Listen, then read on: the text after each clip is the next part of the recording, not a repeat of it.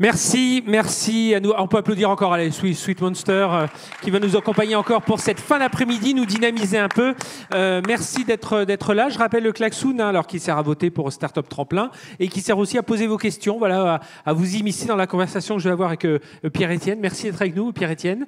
Donc Chief Data Officer de la Poste, qui a 10 ans. C'est vrai qu'on a fêté les 10 ans de vraiment la transformation numérique de la Poste, c'est ça ? Cette année, hein, ouais, on est toujours en train de le fêter puisque c'est en 2025.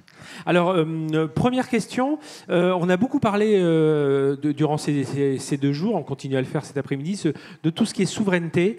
Et ça a été l'un des leitmotifs aussi dans toute la culture numérique portée au sein du groupe La Poste, c'est cette idée de souveraineté. Alors évidemment, puisque c'est une marque importante en France, La Poste, signe de confiance, de toutes les valeurs qu'elle peut dégager.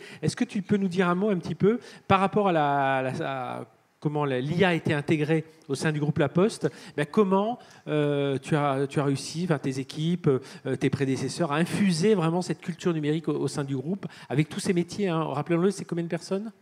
C'est 230 000. 230 000 avec à la fois ceux qu'on connaît bien, les facteurs, les conseillers clients, mais après il y a derrière toute la logistique, les colis, c'est plusieurs métiers, les banquiers. Alors peut-être en introduction ce que c'est que le groupe La Poste, parce que on est parfois un peu biaisé et on connaît le groupe La Poste soit au travers de son facteur, soit au travers des bureaux de poste.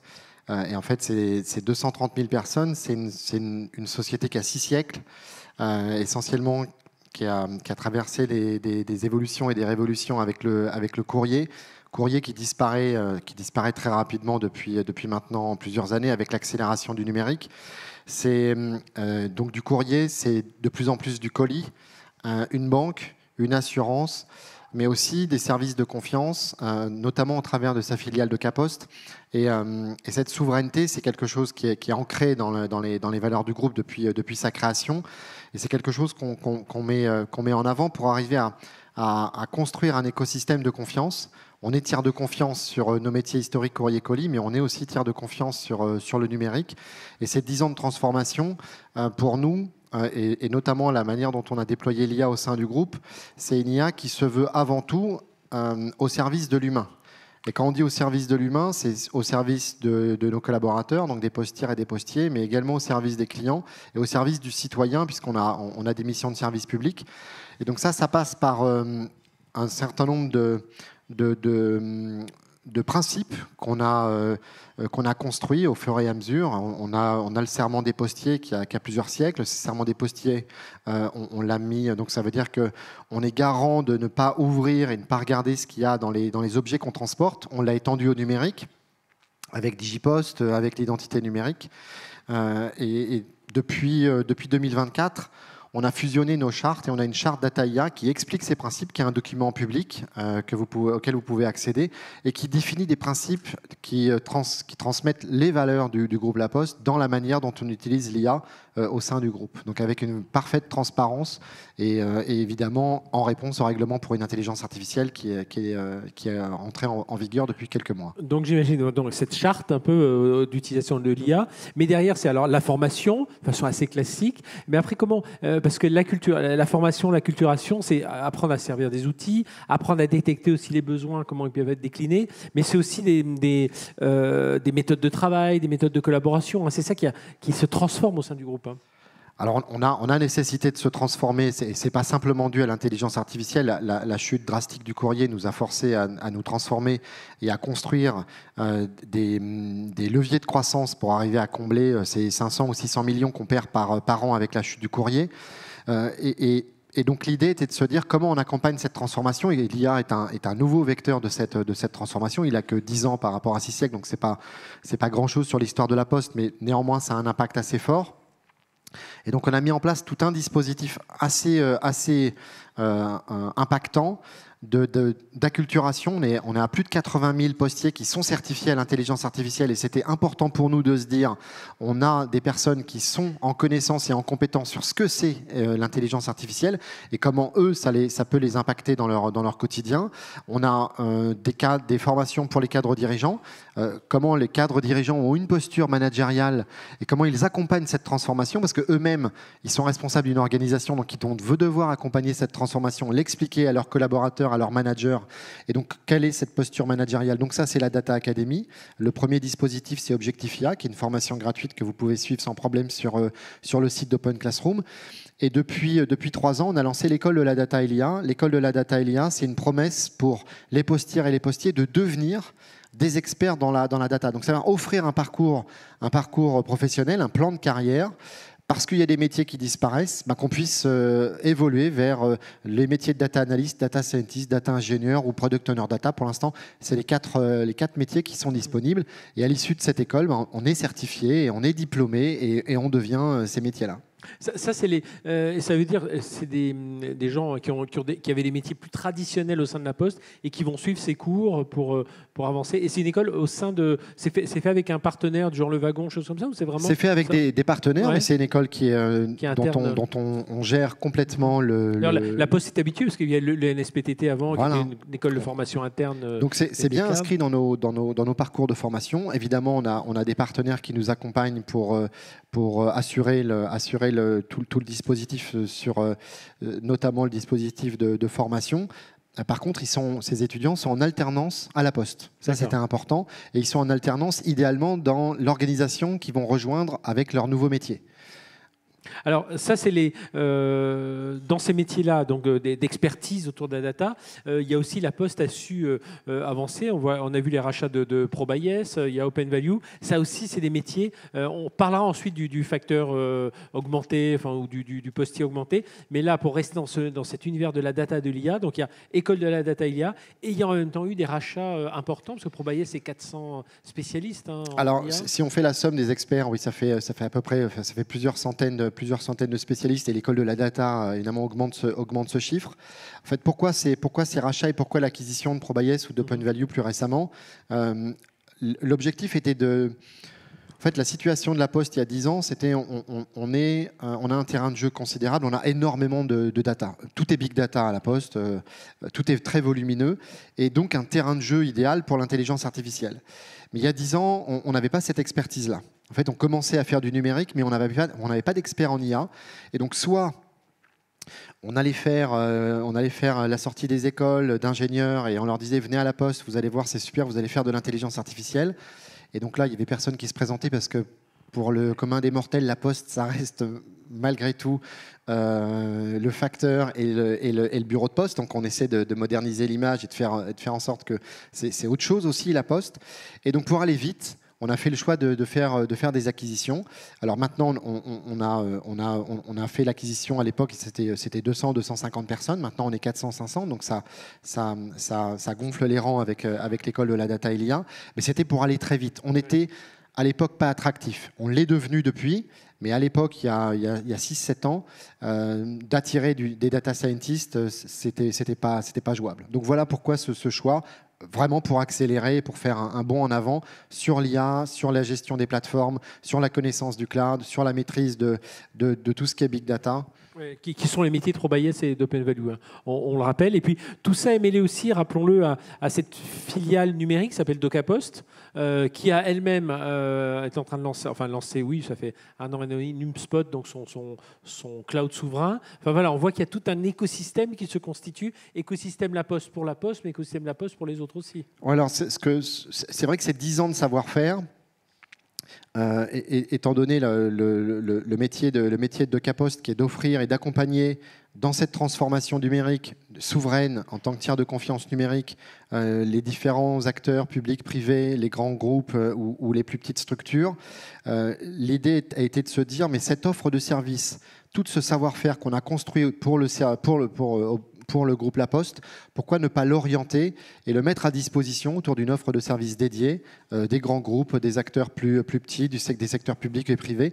Donc c'est tout cet écosystème qu'on est en train depuis cette année de tourner vers l'extérieur autour d'une offre de service qui couvre l'intégralité des besoins, que ce soit l'identification d'une stratégie data IA jusqu'à la déclinaison de projets, la mise en place de produits comme Dalvia sur la santé ou Dokia sur l'analyse de documents.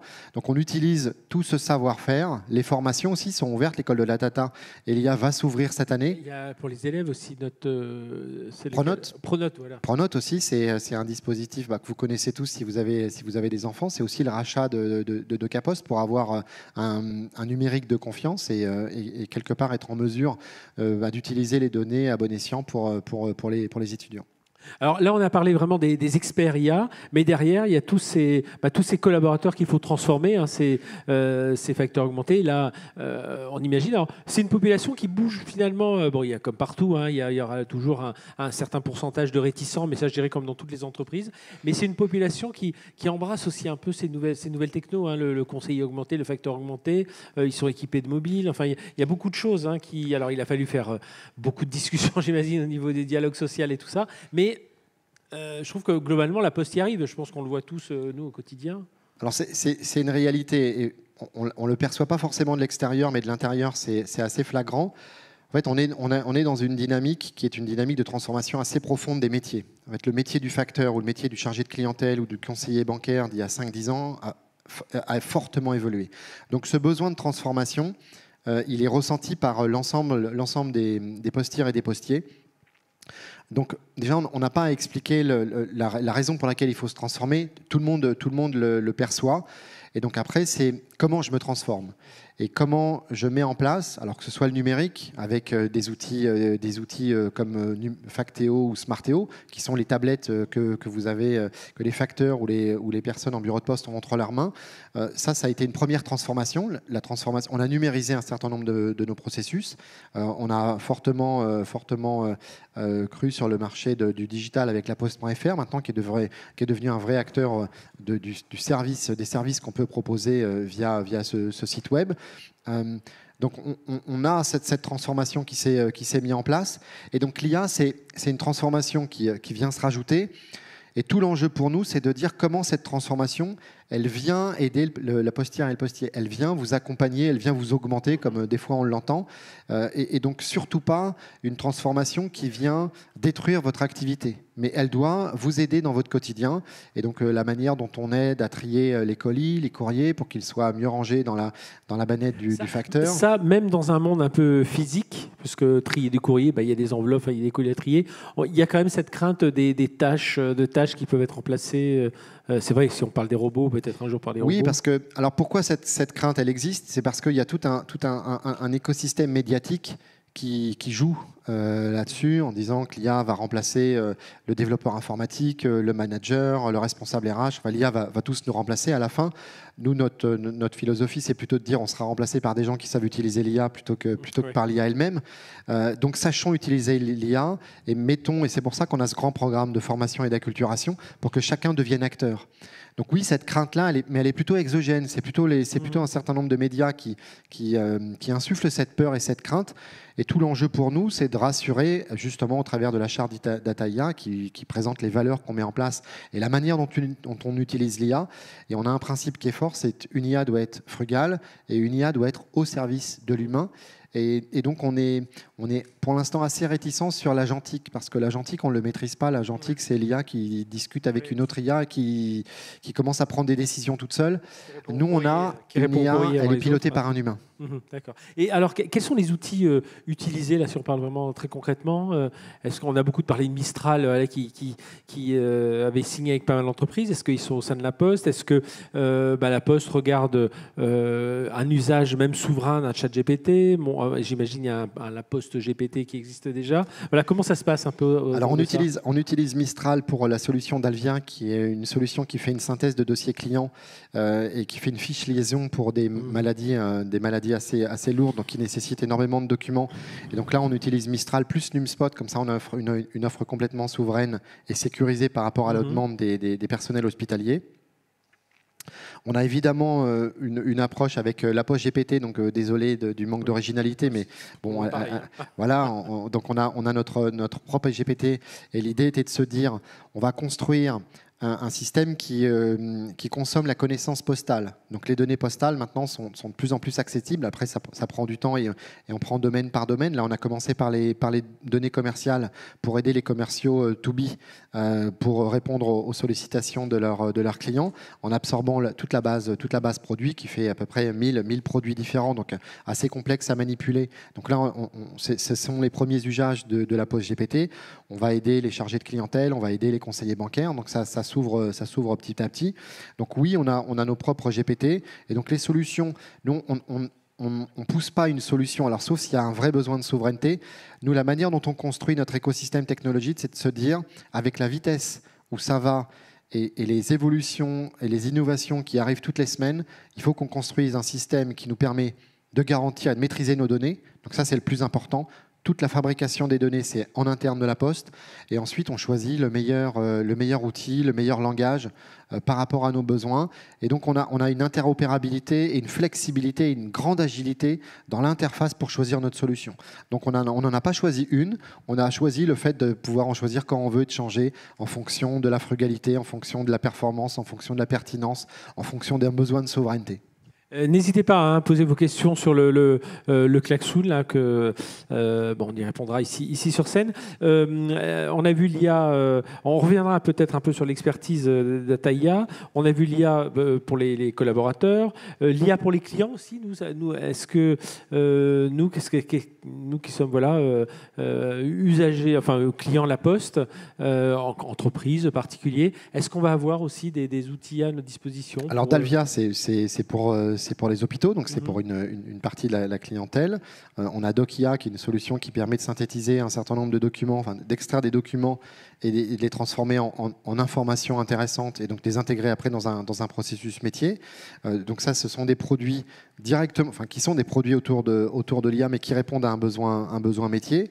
Mais on a aussi tout un dispositif d'IA qui vous aide sur laposte.fr, par exemple, parce que vous êtes dans un environnement complètement digital, à vous aider à choisir le bon produit, mais aussi à avoir des agents conversationnels de manière assez classique pour vous accompagner. Mon timbre en ligne, comment je fais pour imprimer un timbre? J'ai pas le temps d'aller au bureau de poste pour acheter un timbre ou chez mon buraliste. Et donc, je peux l'imprimer. Et donc, comment je m'y prends? Est-ce qu'il va être autocollant? Est-ce que je peux mettre du scotch? Voilà, il y a des questions qui se posent comme ça. Donc, l'idée, c'est d'avoir sur tous les types de services un agent conversationnel, donc un chatbot qui va vous aider. Voilà, c'est le type de solution qu'on met en place. Un peu plus récemment, depuis l'année dernière, si vraiment vous n'avez pas la possibilité, vous n'avez pas d'imprimante, c'est dimanche, vous voulez quand même envoyer un courrier, il y a le timbre numérique. Et donc là, c'est 8 caractères. Vous allez sur laposte.fr, vous demandez, vous avez 8 caractères, vous écrivez 1, 2, 3, 4, 5, 6, 7, 8. Alors, vous n'écrivez pas celui-là, le code qu'on va vous donner, mais en gros, c'est aussi simple que ça. Et voilà, votre lettre est affranchie et vous pouvez la poster. Alors, tu disais la partie agent IA était un peu moins regardée en ce moment. Il y a quand même une question sur ce qui serait pertinent pour La Poste.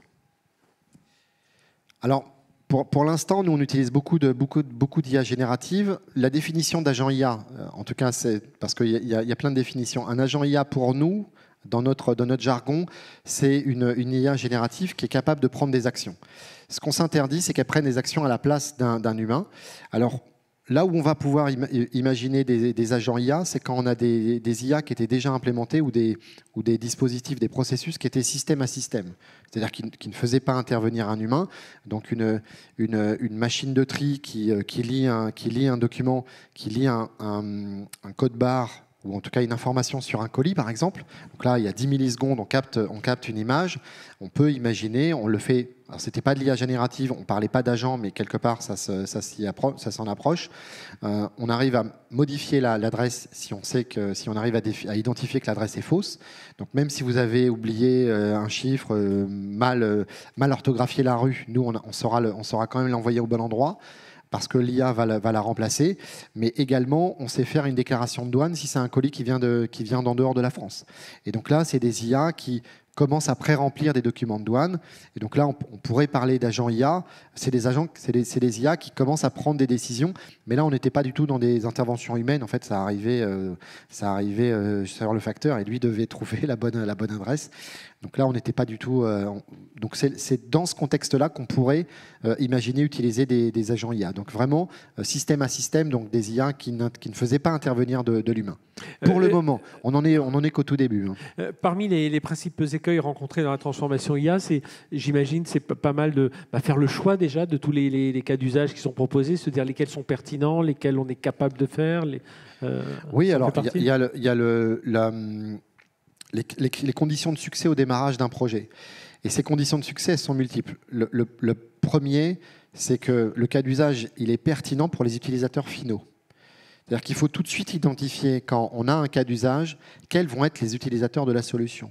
Parce qu'on peut avoir des très bonnes idées en centrale, au siège, on peut avoir un sponsor qui a des très bonnes idées, mais à la fin, la solution, le cas d'usage, il va être utilisé par un agent sur le terrain, par un financier. Donc c'est ça qu'il faut avoir directement au démarrage pour s'assurer qu'on va avoir une bonne appropriation de la solution qu'on va mettre en place et qu'elle est pertinente. Parce qu'on peut vouloir au siège automatiser un processus et on se rend compte qu'à la fin, il n'y avait pas forcément besoin de l'automatiser. Les personnes sur le terrain avaient trouvé une bonne astuce pour le faire. Donc ça, c'est les conditions de succès qu'on met en évidence dès le démarrage du projet. Évidemment, il faut s'assurer qu'il répond bien à la charte Data IA. On ne fait pas des choses qui sont interdites, ou en tout cas qu'on s'interdit. Après, les principaux écueils, c'est les métiers qui ne sont pas convaincus. Il y a des métiers qui considèrent, alors de moins en moins depuis 3 ans, l'IA générative nous a beaucoup aidé, ChatGPT à démocratiser en fait les besoins d'IA. Mais avant ChatGPT, il y avait des métiers qui considéraient qu'il n'y avait rien à faire chez eux, que aller voir mon voisin. Bon, c'est pas un écueil, mais ça nécessite un peu plus de force de persuasion et de conviction pour arriver à leur expliquer quand même qu'il y aura des cas d'usage chez eux. Et le fait de faire témoigner d'autres métiers qui se seront transformés, des fois, ça peut leur donner envie. Et puis j'imagine que ce qui est compliqué aussi, c'est vérifier cette adoption continue, parce que c'est bien beau de lancer un POC, de le passer à l'échelle, mais si personne s'en sert, ou si les gens s'en servent au début, puis après, hop, retour dans leur routine du quotidien, et qu'il soit autre chose que juste la résumé de réunion ou répondre à des mails. Oui, alors ça c'est extrêmement important. L'IA, elle a quelque chose d'un peu différent par rapport au système d'information et au projet informatique qu'on mettait en œuvre. C'est que il y a un système d'apprentissage. Et donc elle l'apprend, et plus on la déploie, plus sa base d'apprentissage évolue au fur et à mesure de son déploiement. Et donc, il y a ce qu'on appelle une dérive de l'IA potentielle, et donc il faut la vérifier, cette dérive, et s'assurer que la manière dont elle répondait à l'origine, c'est toujours pertinent par rapport à son évolution et par rapport aux data sur lesquelles elle s'entraîne. Et donc cette dérive, il faut en permanence la monitorer. Et avec l'IA générative, cette dérive, elle est encore plus importante. Parce qu'il y a ces phénomènes d'hallucination qu'il faut quand même toujours surveiller, même si on prend des mois et des mois à tester une solution avant de la déployer. Une fois qu'elle est déployée, les IA génératives ont cette particularité d'évoluer dans le temps et d'avoir des réponses qui ne sont pas forcément celles qu'on avait eues au moment des tests. Je reprends une question. Comment La Poste accompagne ses clients dans l'inclusion numérique? Parce que on en a parlé hier. Oui, c'était hier où on disait voilà, c'est bien beau de dire à tout le monde faut faire du numérique, mais pour beaucoup de gens, c'est à part utiliser un peu son smartphone ou un petit peu son ordinateur, on est un peu perdu. Et c'est vrai que La Poste, par son rôle de proximité, par son rôle de marque de confiance, par son maillage aussi, hein, même si dans certains villages on a perdu le bureau de poste, on arrive quand même à trouver toujours dans un rayon de quelques kilomètres un bureau de poste. Là, il y a un gros enjeu aussi de ce côté-là. Alors ça fait vraiment partie de nos missions de service public. Et quelque part, notre présence territoriale partout sur les territoires français et outre-mer, en fait, nous impose d'accompagner en fait les citoyens et donc nos clients ou les personnes qui viennent nous voir en bureau de poste dans cette transformation numérique et digitale. Donc on a des conseillers numériques qui accompagnent et qui forment et depuis maintenant quelques mois, on déploie la même chose avec le CNUM sur les cafés de l'IA. Donc on met en place des cafés de l'IA. Les cafés de l'IA, c'est 1 heure, 1 heure et demie avec un expert. Donc toutes les personnes peuvent s'inscrire au Café de l'IA, c'est ouvert à toutes et tous. Et donc pendant 1 heure et 1 heure et demie, il y a un dialogue qui s'opère complètement fermé, donc à huis clos. Il n'y a pas de caméra, il n'y a pas de communication. Donc la parole est complètement libérée. Et donc les personnes viennent nous voir et nous posent posent à l'expert en IA toutes les questions qu'elles souhaitent. Donc ça, c'est le premier dispositif qu'on a mis en place et qu'on commence à déployer. On va avoir un gros déploiement à Nantes en septembre. Donc inscrivez-vous si vous êtes de la région, mais on va les déployer petit à petit dans les différentes villes. On forme des personnes, on est organisme de formation pour le code de la route, et donc on devient organisme de formation, pourquoi pas pour l'IA. Et donc la première étape, c'est les cafés de l'IA, mais on souhaite être partenaire d'Oser l'IA, donc le dispositif qu'a lancé Clara Chapaz il y a quelques jours, justement pour accompagner cette inclusion à l'IA, à la data et au numérique. Merci Pierre-Étienne, on peut applaudir Pierre-Étienne, merci de nous avoir accompagnés sur ce début d'après-midi. Pour ceux qui veulent poursuivre la discussion, Pierre-Étienne va aller. Il y a une crêpe avec, donc Charles ou Sébastien vont emmener Pierre-Étienne derrière, et puis pour discuter avec certains d'entre vous. Et on va enchaîner tout de suite. On va parler de défense et de souveraineté industrielle avec nos deux invités suivantes. Jingle. Pierre-Étienne, encore merci. À bientôt.